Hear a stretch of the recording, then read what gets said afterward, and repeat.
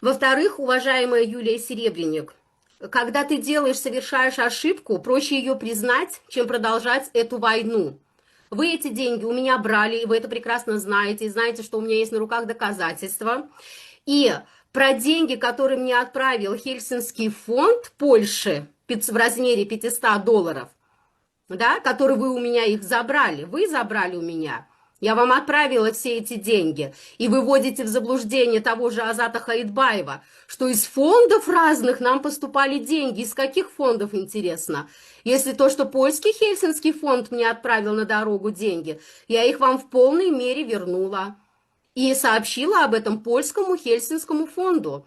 Я написала заявление туда о том, что я проплачивала все сама, абсолютно до копейки. Я ни у кого никогда ничего не брала и никому ничего не должна.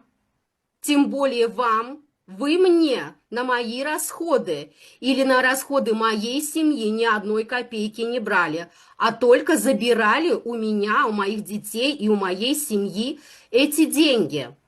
Хельсинский фонд Польши осведомлен о том, что я вам эти деньги все вернула. И вся доказательная база у меня есть на руках.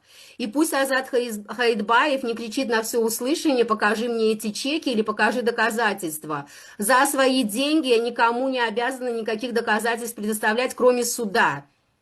И я буду действовать только на основании закона, в отличие от вас, что вы могли ввести меня в заблуждение, что правозащита должна быть оплачена.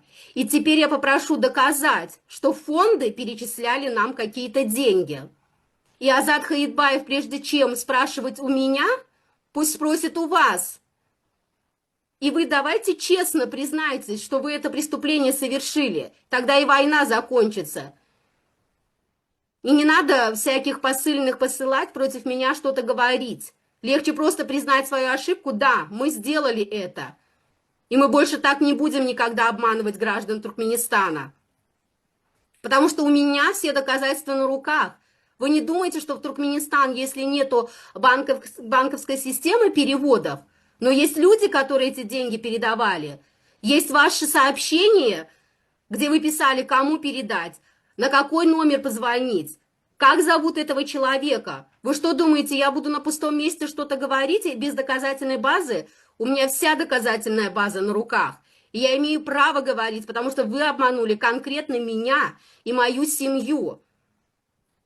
А вы передаете информацию третьим лицам, которые абсолютно никакого отношения не имеют к этому делу. Поэтому, граждане Туркменистана, еще раз вас предупреждаю, правозащита должна быть абсолютно бесплатной. Если у вас просят деньги, то это мошенничество. Никогда никому не платите ни за юристов, ни за адвокатов, ни за переводы, ни за что, потому что это противозаконно.